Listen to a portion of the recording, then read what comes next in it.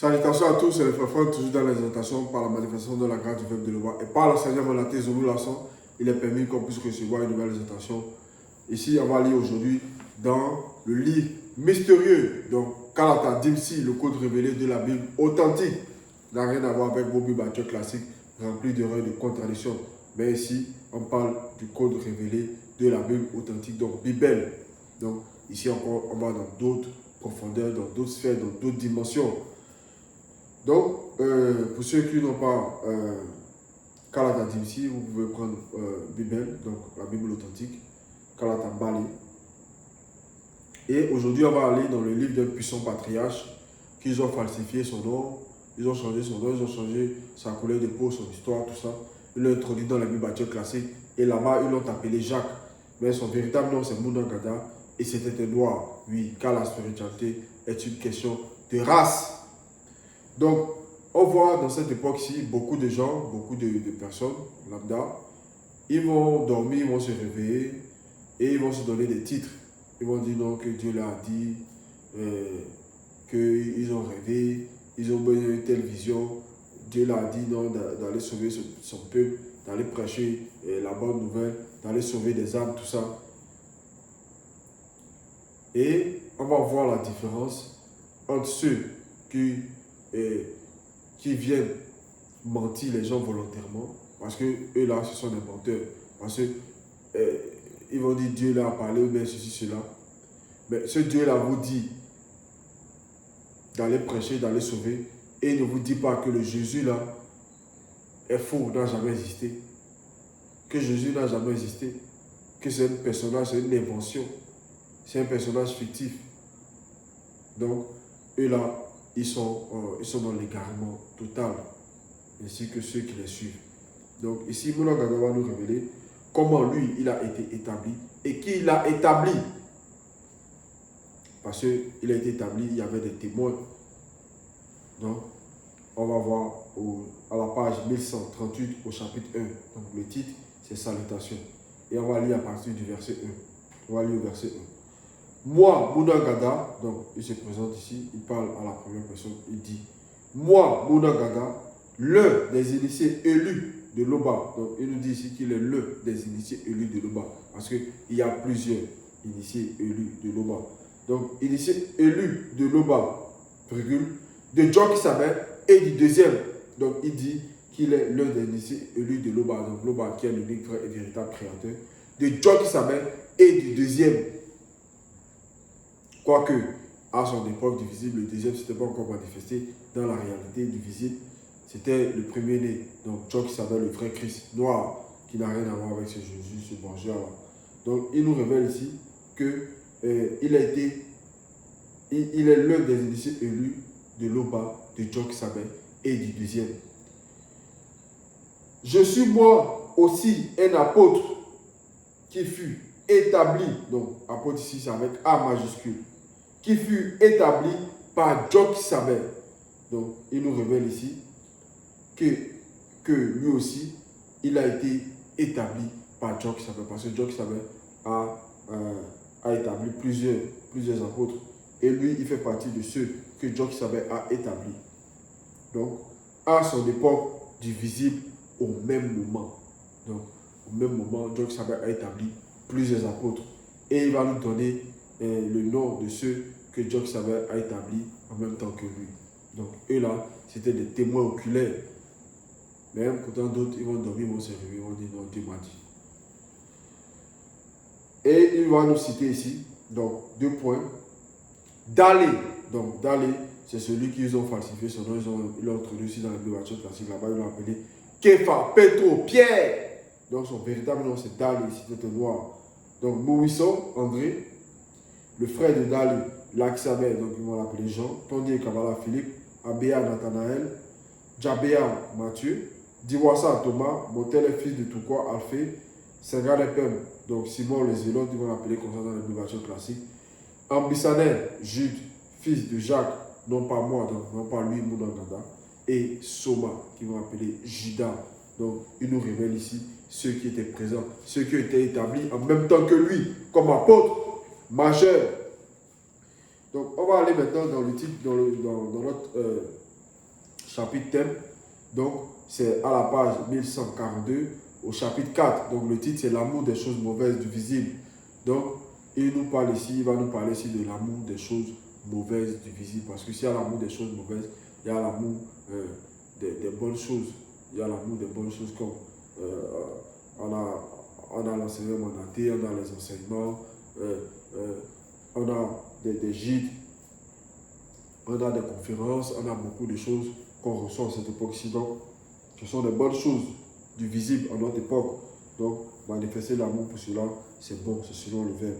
Donc, il ne faut pas manifester l'amour aussi des mauvaises choses du visible, parce que nous savons que même si nous sommes dans la pré-chute de plusieurs chutes, parce que au départ, tout était bon. Parce que avant que le péché, bien sûr, ne se manifeste dans le visible. Donc, il n'y avait pas de mauvaises choses. Et on va lire à partir du verset 1 au chapitre 4, où Bouddha Gada nous dit d'où viennent les luttes. Donc, ici, dans la parenthèse, on nous révèle ici soulèvement, agitation, affrontement, guerre. Donc, on nous révèle ici ces luttes-là, ce que c'est. Donc, soulèvement, agitation, affrontement, guerre. Et d'où viennent les querelles parmi vous. Donc, ici, Bouddha Gada, ici, il s'adressait au peuple, il s'adressait aux non-initiés graciés, il s'adressait aux gens qui ne marchaient pas sur le qui étaient là, qui écoutaient aussi. Donc, il s'adressait aussi aux 3 aides de ceux qui étaient présents. Donc, l'âme, l'esprit et la conscience du corps. Donc, il s'adressait à ceux-là. Sans cela, il nous dit d'où viennent les luttes. Donc, en parenthèse, soulèvement, agitation, affrontement, guerre. On ferme la parenthèse. Et d'où viennent les querelles parmi vous, donc parmi les 3 aides. Donc, s'il y a eu des luttes, des querelles, autant des patriarches, autant de gens qui savaient, aussi à notre époque aussi, il y a cela aussi. Donc, cette exhortation, c'est aussi pour nous. Et il nous révèle, va nous révéler le pourquoi dans la suite du même verset. Et il va répondre de façon interrogatoire. Donc, c'est une réponse interrogatoire. N'est-ce pas de vos passions de l'âme? Donc, il révèle ici que cela vient des passions de l'âme. Des passions de l'âme. Donc, on nous révèle en parenthèse corps des désirs émotionnels. Oui, parce que l'âme, c'est un corps de désirs émotionnels. Donc, c'est l'âme qui va manifester des désirs pour les choses mauvaises du visible. L'âme va désirer des bonnes choses et aussi des mauvaises choses. Qui combattent dans vos membres. Donc, on nous révèle ici que, n'est-ce pas, de vos passions de l'âme. Donc, en parenthèse, corps de désirs émotionnels qui combattent dans vos membres. Dans vos membres. Et on va voir, on va rentrer encore plus en profondeur. On va aller au chapitre 1 à partir du verset 15. Lorsque vous êtes tentés ou mis à l'épreuve par les démons de circonstances, donc, en parenthèse, par les démons de circonstances, ce sont les mauvais désirs que vous portez en votre âme. Donc, on nous révèle que ce sont les mauvais désirs qu'on porte en notre âme. Donc, comme on a pu voir, donc en parenthèse, corps des désirs émotionnels qui se manifestent lorsque vous voyez la vue. Donc, certaines personnes vont peut-être voir une femme peut-être en route, on va voir une femme en route, on considère que cette femme-là, elle est bonne, elle est appétissante. Donc, déjà, dans la conscience du corps, donc les yeux vont voir. Et maintenant, il y a plein de choses qui vont se manifester dans la conscience intérieure. Donc, l'âme va commencer à désirer peut-être les formes de cette femme-là. On va voir que cette femme-là, elle est bonne, cette femme-là, elle est appétissante. Donc, il va y avoir maintenant un combat maintenant qui va se manifester maintenant. Donc, ensuite, entendez l'ouïe. Donc, aussi, ça peut être aussi, on va parler d'autres personnes, vont parler à une femme qui n'ont jamais vu, ils vont seulement entendre sa voix. Ils vont imaginer cette femme-là, ils vont imaginer ses formes, tout ça. Ils vont commencer à manifester des désirs, des pulsions, et à désirer maintenant au travers de la voix de cette femme-là. Et maintenant, il va y avoir une agitation, il va y avoir maintenant son membre peut-être qui va s'élever, tout ça. Donc, il va y avoir des choses qui vont se manifester dans les membres. Donc, on poursuit.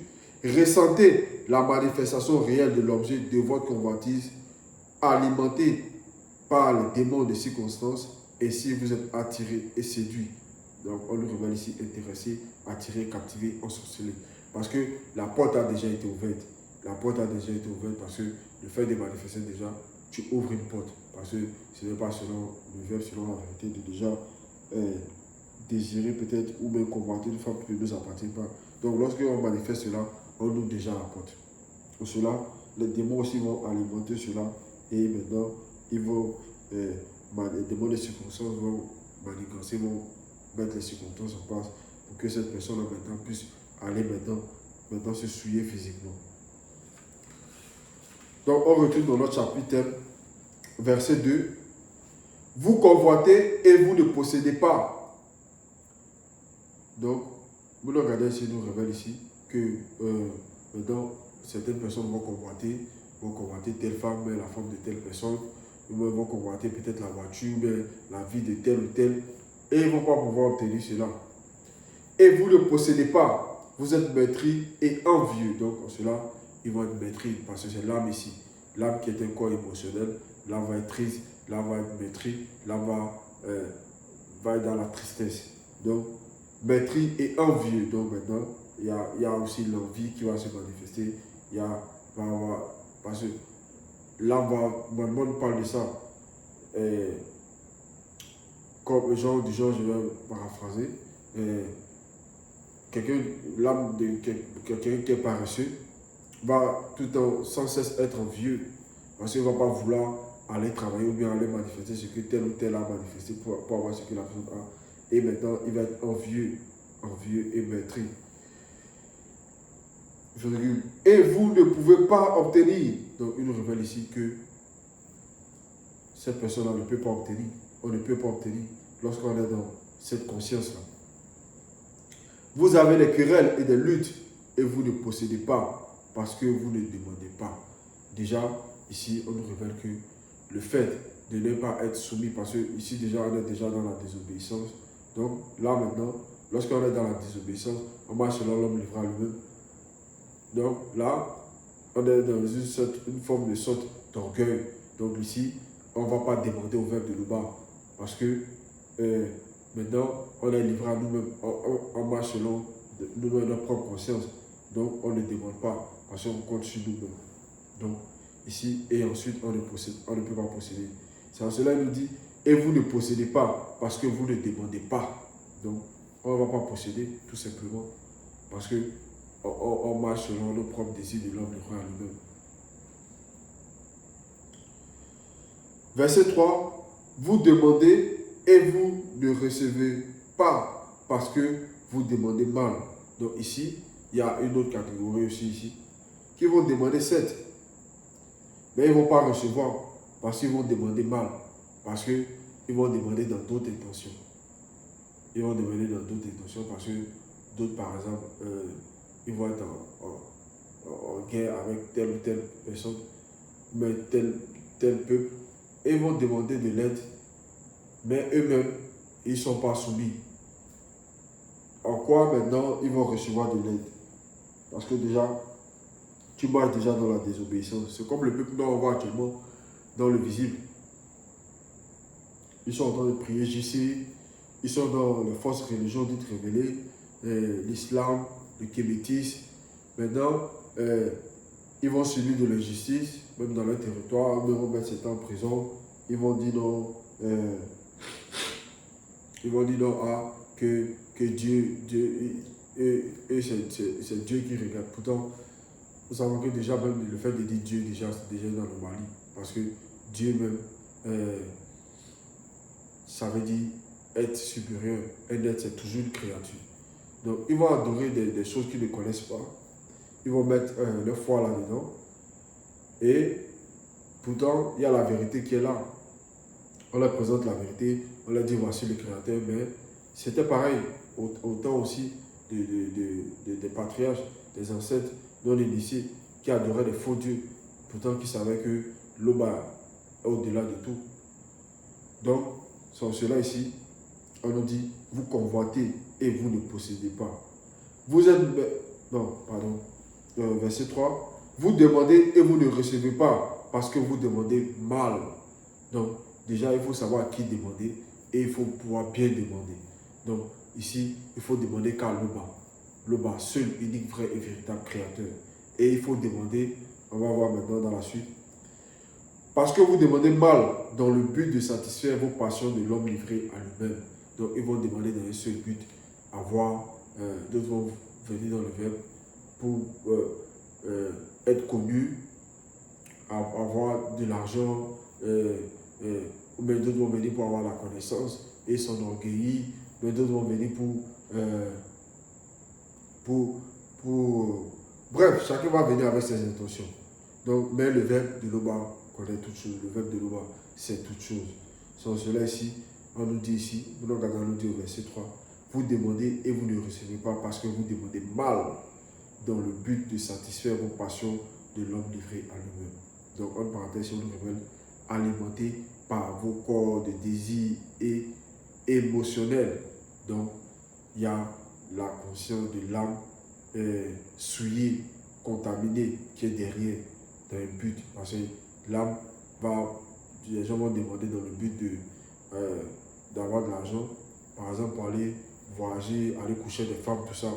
Et c'est l'âme qui est derrière, c'est l'âme qui va manifester cela. Donc, c'est cela ici. On poursuit au verset 4. Adultère que vous êtes. Donc, adultère que vous êtes ici. Verset 4. Ne savez-vous pas que l'amour des choses mauvaises du visible est inimitié contre le verbe de Loba? Donc, Moulangada ici pose la question. Il révèle ici que adultère que vous êtes. Ne savez-vous pas que l'amour des choses mauvaises du visible est inimitié? Donc, haine, antipathie, donc, est inimitié contre le verbe de Loba. Parce que parce que dans le verbe, il n'y a pas la neutralité. Soit tu es chaud, soit tu es froid. Donc, pour être agréable au verbe, il faut être chaud, il faut marcher selon le verbe. Il faut mettre en pratique les recommandations du verbe de Loba. Donc, il faut être soumis aux lois, aux préceptes. C'est en cela que on devient maintenant agréable au verbe de Loba. On marche dans la justice, dans la droiture. C'est en cela ici, il nous dit dans la suite, celui donc qui a l'amour des choses mauvaises du visible sera ennemi du verbe de Loba. Donc, vous regardez ici, nous révèle que l'adoration même ne revient qu'à Loba. L'adoration ne revient qu'à Loba. Parce qu'on ne nous appartient pas nous-mêmes. Notre existence, c'est pourquoi c'est de connaître Loba. C'est de marcher selon ses lois. C'est là le but de notre existence. Et il faut être conscient du but. Il faut être conscient du but. Parce que lorsqu'on est conscient du but, on a la vision.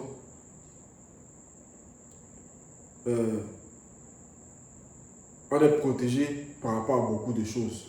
Par rapport à ces choses-là, ces choses mauvaises du visible. Parce que maintenant, on connaît notre identité, on connaît notre but. On poursuit au verset 5. Croyez-vous que le verbe de Loba parle pour rien? Donc croyez-vous que le verbe de Loba parle en vain? Donc, en parenthèse, pour rien. C'est avec amour que le verbe de Loba chérit l'esprit qui habite en nous. Donc, vous le regardez ici, nous révèle que le verbe de Loba ne parle pas pour rien. Ne parle pas pour rien. Si on a la grâce en cette époque d'avoir les rouleaux, d'avoir le deuxième manifestant à cette époque, d'avoir les enseignements, d'avoir les conférences, d'avoir des gîtes, tout ça, c'est dans un but. C'est pour atteindre l'unification. C'est pour atteindre la sanctification. Parce que le verbe de Loba, dans le verbe de Loba, là même, Mounagada nous révèle qu'il n'y a pas de... Le verbe de Loba ne fait pas les choses par caprice ou bien par... Non, il y a un but à chaque chose. Il y a un but à chaque chose. Sans cela, il nous dit, c'est avec amour que le verbe de Loba chérit l'esprit qui habite en nous. Donc cet esprit-là, il faut déjà connaître cet esprit-là.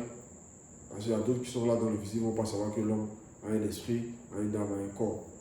Donc ils vont vivre comme ça.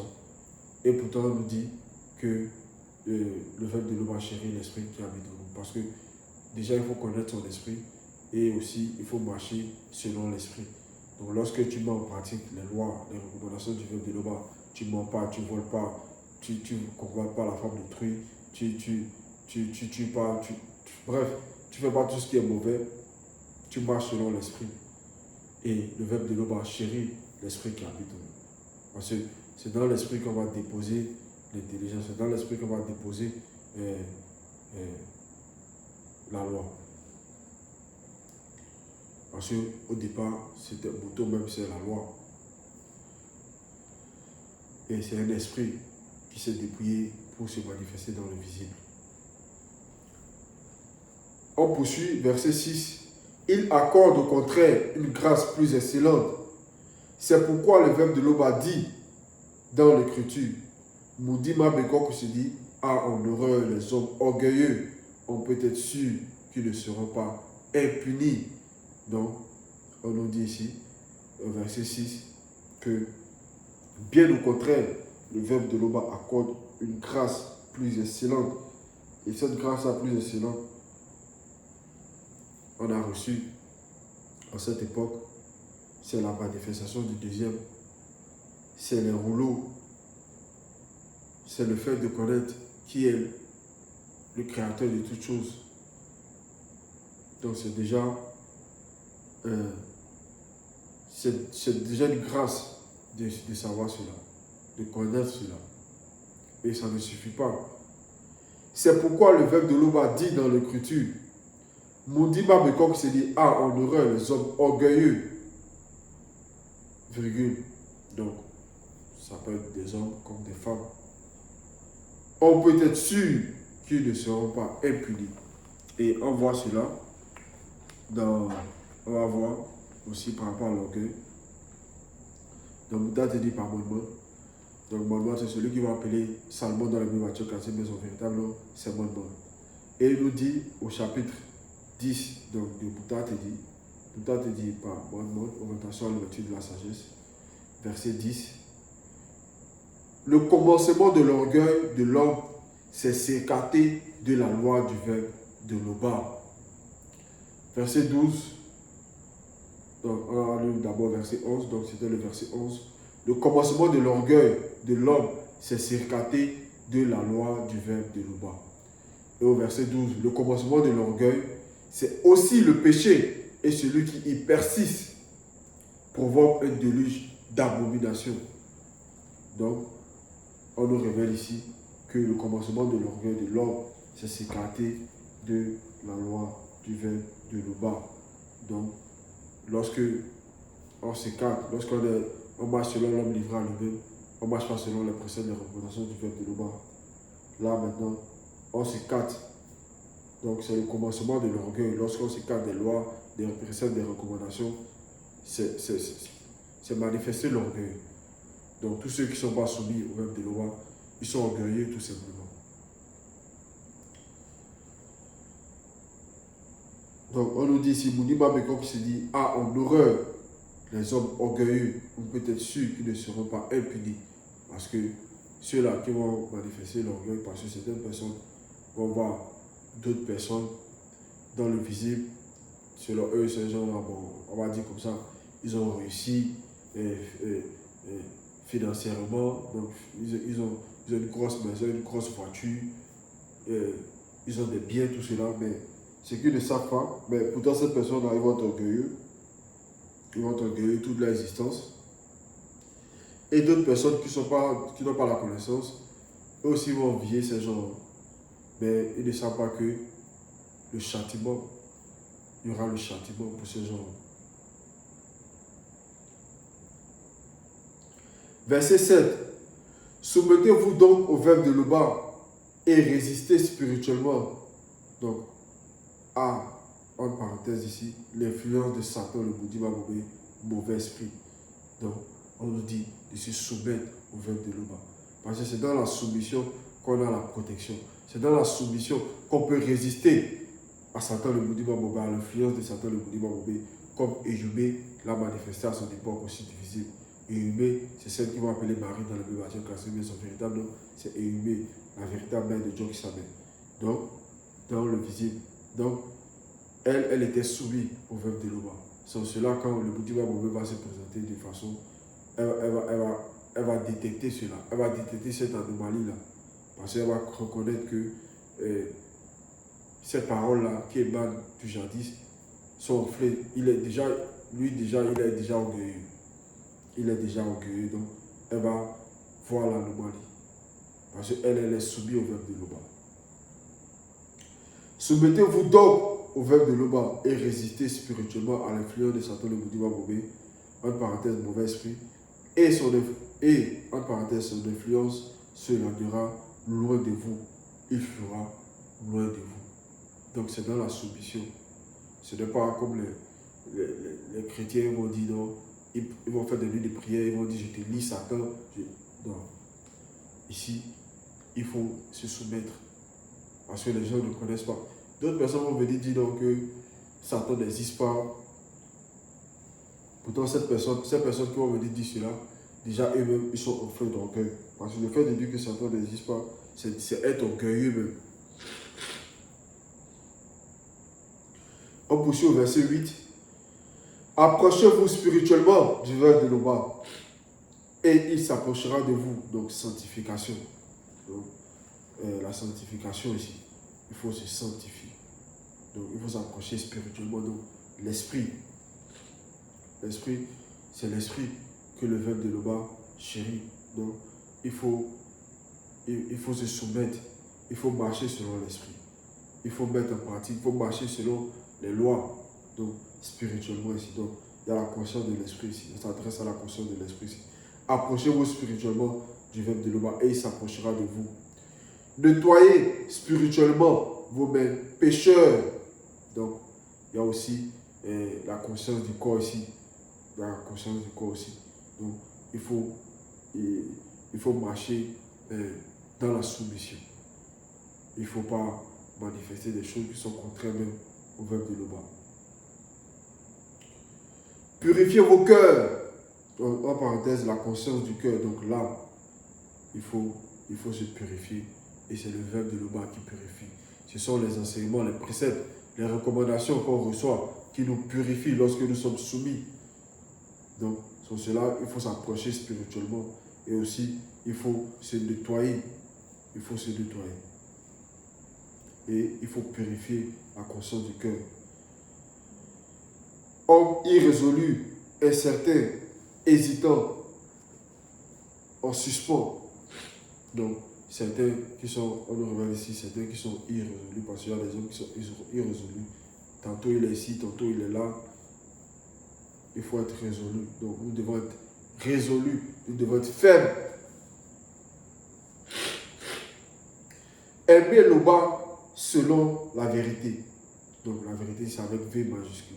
Donc, il faut aimer l'Oba selon la vérité, tout simplement. Et son verbe vous élèvera. Il faut aimer l'Oba parce que c'est normal d'aimer l'Oba. Parce que c'est l'Oba qui a créé toutes choses par la manifestation de sa volonté. Et on a la grâce qu'il a permis que son Fils deuxième se manifeste pour nous faire conscients de lui, pour nous montrer le chemin. Donc, c'était l'exhortation, l'Oba se glorifie toujours, car il ne peut en être autrement, ainsi soit-il.